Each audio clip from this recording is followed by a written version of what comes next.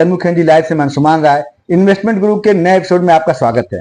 दोस्तों, आज हम बात करने जा रहे हैं टर्म इंश्योरेंस से जुड़े कुछ सवालों के बारे में जो आपको कहीं भी टर्म इंश्योरेंस और लाइफ इंश्योरेंस करने से पहले जानना जरूरी है। हमारे साथ हैं इन्वेस्टमेंट गुरु नीरज मेहरा जी। तो उनसे जानते हैं कि हम यदि टर्म इंश्योरेंस लेने जा रहे हैं या इन्वेस्टमेंट करने जा रहे हैं तो वो कौन से सवाल हैं जिनकी जानकारी हमें होनी चाहिए ताकि हमें किसी प्रकार का नुकसान न हो। सबसे पहले हम यह जानते हैं कि क्या कोई ऐसा प्लान है जो इंश्योरेंस और इन्वेस्टमेंट दोनों में फायदा देता है। मित्रों नमस्कार, मैं नीरज मेहरा आज आपके लिए शानदार और जबरदस्त जानकारी लेके आया हूं। इन्वेस्टमेंट को आपको हमेशा अलग रखना है और इंश्योरेंस को आपको अलग रखना है। कई लोग यूलिप पॉलिसी बेच देते हैं टर्म इंश्योरेंस के बहाने, जिसमें कि टर्म इंश्योरेंस भी होता है, यूलिप होता है, लेकिन लॉन्ग टर्म में वो आपको फायदा नहीं देती है। आपको टर्म इंश्योरेंस प्योर लेना है और जो आपको पैसा यूलिप में डालना है उसको म्यूचुअल फंड में डाल के ग्रोथ करिए, वो ज्यादा ग्रोथ करेगा और आने वाले समय में एक अद्भुत आपका रिटर्न भी बनेगा। और जो आप पैसा टर्म इंश्योरेंस में ले रहे हैं उसमें आपकी फैमिली सिक्योरिटी होगी जो बहुत ही जबरदस्त होती है, जो आपके बुरे वक्त में आपके परिवार को बहुत जबरदस्त सपोर्ट करती है और आपकी फैमिली की सुरक्षा करती है। इसलिए टर्म इंश्योरेंस को अलग रखें और अपनी इन्वेस्टमेंट को अलग रखें। कभी भी कोई भी यूलिप पॉलिसी टर्म इंश्योरेंस के माध्यम से न लें। ये टर्म इंश्योरेंस 20 क्या है? जो टर्म इंश्योरेंस अब नया आया है, जैसे जैसे इन्फ्लेशन बढ़ रहा है, मान लीजिए कि भारत का इन्फ्लेशन 5 से 6% से महंगाई ग्रोथ कर रहा है, तो अगर हमने आज 1 करोड़ रुपए का टर्म इंश्योरेंस कराया है और 10 साल के बाद या 15 साल के बाद मेरे साथ कोई बात होती है तो परिवार में उस समय 1 करोड़ की वैल्यू हो सकता है कि 50 लाख या 60 लाख हो जाए। एक ऐसा टर्म इंश्योरेंस है जिसमें कि आपका हर साल इंक्रीजिंग होता जाएगा। 1 करोड़ की पॉलिसी लिया, 1 करोड़ 10 लाख, 1 करोड़ 20 लाख, 1 करोड़ 30 लाख, 1 करोड़ 40 लाख, 1 करोड़ 50 लाख, इस तरह ये बढ़ता रहेगा, आपका उस इन्फ्लेशन को बीट करेगा। अगर आपके साथ 10 साल के बाद कोई बात होती है तो 1 करोड़ ना देके वो 2 करोड़ देगा। इसका प्रीमियम थोड़ा सा ज्यादा आता है लेकिन आपकी फैमिली की सिक्योरिटी के लिए शानदार और जबरदस्त है।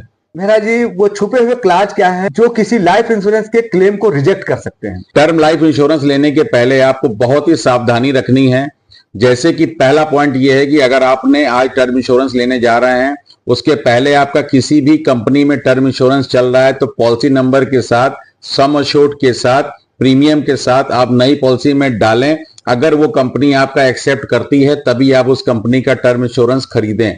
अगर आपने छुपा लिया और आपके साथ कोई मिसहैपनिंग होती है 5 साल 10 साल के बाद, तो आपको ये कंपनी भी आपका टर्म इंश्योरेंस का कवरेज का पेमेंट नहीं करेगी। ये बोलेगी कि आपने उस समय इस पॉलिसी को क्यों छिपाया अगर आपके पास थी। ये इसलिए पूछते हैं कि आपकी फाइनेंशियल आज की डेट में कंडीशन है कि नहीं कि आप उतना टर्म ले सकते हैं, क्या आपका इनकम सपोर्ट करती है कि नहीं करती है। इसलिए कभी भी टर्म इंश्योरेंस कराने के पहले या बड़ी पॉलिसी लेने के पहले आपकी कहीं से भी कोई कंपनी की पॉलिसी हो, जैसे आप मैक्स लाइफ की पॉलिसी करा रहे हैं आज और पहले का आपने LIC से कोई पॉलिसी टर्म लिया है, तो आपको 100% शो करना है और किस डेट को पॉलिसी लिया था, कितना प्रीमियम दे रहे हैं और वो पॉलिसी कंटिन्यू चल रही है कि नहीं चल रही है, उसको शो करके करें। नहीं तो आने वाले समय में आपको क्लेम के लिए बहुत दौड़ना पड़ेगा और कंपनी रिजेक्ट कर देगी और आप चाह के भी कोर्ट में भी जाके क्लेम को नहीं ले सकते। 2025 में इंश्योरेंस पॉलिसी के लिए कौन से राइडर बेहद जरूरी है?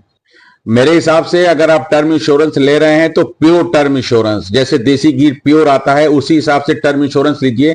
कोई राइडर मत लगाइए। राइडर लगाने से प्रीमियम इंक्रीज होता है, प्रीमियम बढ़ता है। उसकी वजह से क्या होता है कि आपको राइडर लगा के क्या फायदा, ऑलरेडी एक्सीडेंटल राइडर उसमें इनबिल्ड होता है।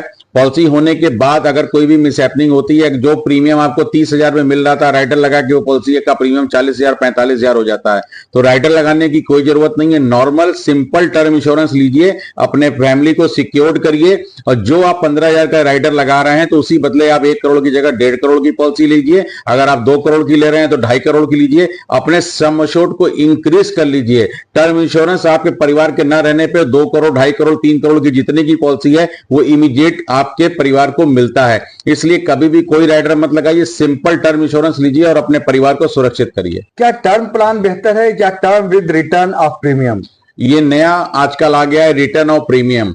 कई लोगों की मानसिकता ये होती है कि टर्म इंश्योरेंस करा रहे हैं, अगर हम जीवित रह गए तो, अगर हम नहीं मरे तो। उस कंडीशन में क्या होता है कि आज का रिटर्न ऑफ प्रीमियम कंपनियां लेके आई हैं, जिसमें फॉर एग्जांपल अगर आपका प्रीमियम 30,000 आ रहा है तो आप रिटर्न ऑफ प्रीमियम जाएंगे तो आपका प्रीमियम 46,000 रुपए आ जाएगा। तो मेरे हिसाब से आपको रिटर्न ऑफ प्रीमियम कभी नहीं लेना चाहिए। जो पैसा आप एक्स्ट्रा खर्च कर रहे हैं 15,000 16,000, वैसी पैसे को आप म्यूचुअल फंड में एसआईपी के माध्यम से जितना आपका एक्स्ट्रा लग गया उतने रुपए की एसआईपी कर दीजिए।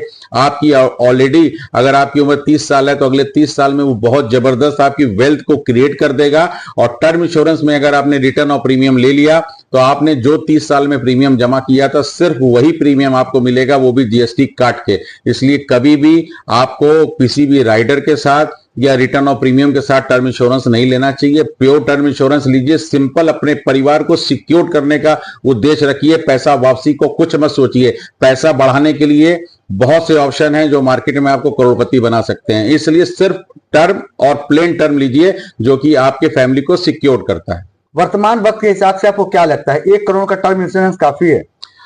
1 करोड़ का टर्म इंश्योरेंस काफी की कोई परिभाषा नहीं है। अगर आपका आईटीआर 5 लाख 6 लाख रुपए का है तो उसमें आपको 1 करोड़ से ज्यादा नहीं मिल सकता। कंपनी देखती है कि आपकी इनकम कितनी है, उसका 20 गुना तक देती है अगर आपकी एज कम है। अगर आपकी एज 50 साल के ऊपर हो गई तो कंपनी आपकी इनकम का 10 गुना देगी। तो वो उस पर निर्भर करता है, कंपनी के पास राइट्स है कि वो आपको कितने करोड़ का टर्म देगी। आपको करना यह है कि आपकी जितनी इनकम है उसके हिसाब से 20 गुना कवरेज है कि नहीं है। अगर आपकी इनकम 10 लाख रुपए की है तो आपका कम से कम 2 करोड़ का इंश्योरेंस होना चाहिए। ये सीधा फंडा है। धीरे धीरे जैसे ही आपकी इनकम बढ़ती है, मान के चलिए 2 साल के बाद आपकी इनकम 10 लाख से 12 लाख हो गई, 14 लाख हो गई, तो आप एक नई पॉलिसी लेके अपने परिवार को सेव कर सकते हैं। ये कहीं नहीं लिखा है कि आपका 1 करोड़ का काफी है कि नहीं है। अगर यंग एज का आदमी अगर कहीं जॉब में आया है, उसकी 6 लाख 7 लाख रुपए एनुअल पैकेज है, तो उसको 1 करोड़ से ज्यादा नहीं मिलेगी। 1 करोड़ से शुरुआत करें और धीरे धीरे जैसे इनकम बढ़ती जाए अपने सम एश्योर्ड को इंक्रीज करें। मात्र एक यही विकल्प है। हेल्थ इंश्योरेंस लेते समय किन 5 बातों का जरूर ध्यान रखना चाहिए? हेल्थ इंश्योरेंस एक बहुत ही गंभीर विषय है जो आपके परिवार की सुरक्षा के लिए बहुत जरूरी है। 5 बातों में आप सबसे पहले, अगर आपको कोई भी शरीर में प्रॉब्लम है, यानी कि अगर आप कोई दवा लेते हैं, पीडी है, चाहे आपको डायबिटिक हो, चाहे आपको बीपी हो, चाहे आपको थायराइड हो, या और किसी भी अन्य चीज का अगर आपका इलाज चल रहा है पॉलिसी लेने से पहले, यानी 30 दिन पहले चल रहा हो या 3 साल पहले चल रहा हो या 5 साल पहले, उसको पूरा शो करके करें। कंपनी आपके केस को एक्सेप्ट करेगी तो आपका आने वाले समय में 3 साल के बाद सब कुछ कवर्ड होगा। अगर आप ये सोच के नहीं बता रहे हैं कि मेरा 30 दिन के बाद कवरेज हो जाएगा तो वो आपकी भूल है, क्योंकि कभी भी कोई प्रॉब्लम आएगी तो आपका ट्रीटिंग डॉक्टर कभी नहीं लिखेगा कि ये प्रॉब्लम आपको अभी हुई है। इसलिए ऐसी गलती बिल्कुल ना करें। जो करना है सब कुछ शो करके करिए। पहला हो गया पीडी। दूसरा ऑप्शन होता है कि अगर आप पॉलिसी ले रहे हैं तो उसमें अगर आपकी कोई सर्जरी हुई है किसी भी प्रकार की, आपकी या आपकी वाइफ की या बच्चे की, या आपने कभी किसी और कंपनी से क्लेम लिया या नहीं लिया, खुद से पे किया है, तो उसको शो करके करें। कंपनी अगर आपसे डिस्चार्ज समरी मांगती है तो उसको डिस्चार्ज समरी अवश्य दें। आपको पॉलिसी इशू कराने में 2 दिन 4 दिन 5 दिन लग सकता है, लेकिन आने वाले समय में आपकी पॉलिसी का क्लेम कभी रिजेक्ट नहीं होगा। तीसरा, अगर आपका कहीं भी कंपनी से पॉलिसी चल रही है तो उसको अवश्य शो करें कि इस कंपनी से पॉलिसी ले रहे हैं। फॉर एग्जांपल, अगर आपकी कहीं भी कंपनी से पॉलिसी चल रही है और आप स्टार में पॉलिसी ले रहे हैं तो वहां से शो करके करिए कि हमारी इस कंपनी से 5 लाख की चल रही है और हम यहां से 10 लाख 20 लाख 50 लाख या 1 करोड़ की पॉलिसी लेना चाहते हैं। तो आपको वहां पे यस करना है और उस पॉलिसी को नंबर को डालना है।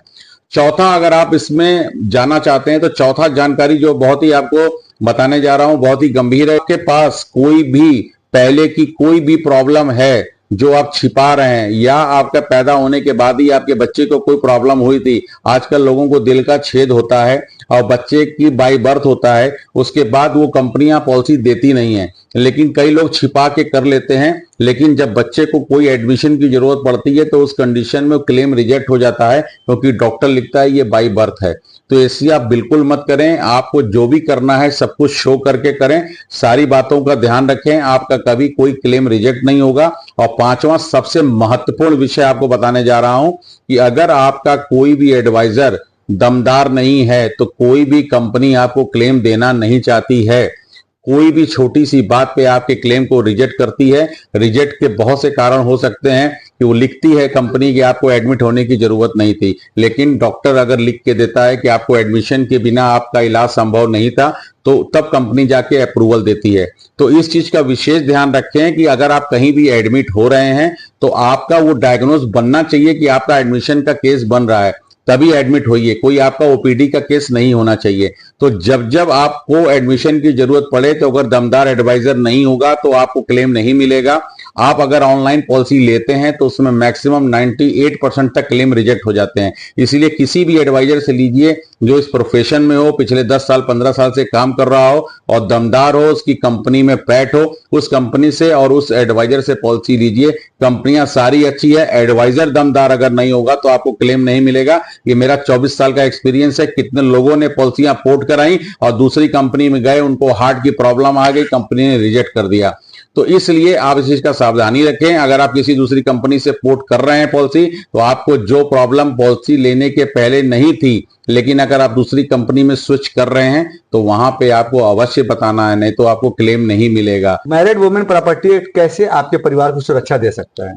अगर आपके ने कोई पॉलिसी ली है जिसका सम एश्योर्ड बहुत बड़ा है और आपके साथ कोई दुर्घटना हो जाती है और नॉमिनी आपकी पत्नी है, आपके ऊपर कितने का भी कर्ज हो, अगर इस एक्ट के तहत आपने पॉलिसी परचेज की है, आपके ऊपर कोई भी कर्ज होगा, चाहे बैंक का हो, चाहे किसी प्राइवेट आदमी का हो, चाहे किसी भी संस्था से हो, वो रिकवरी नहीं होगी। पैसा सीधे आपकी पत्नी को मिलेगा, उस पर किसी का भी अधिकार नहीं होगा कि वो पैसा आपसे ले सके। तो ये एक नया ऑप्शन है अपने परिवार की सिक्योरिटी के लिए। आप इस एक्ट का इस्तेमाल कर सकते हैं और अपने पूरे परिवार को, अपनी पत्नी को सुरक्षित रख सकते हैं।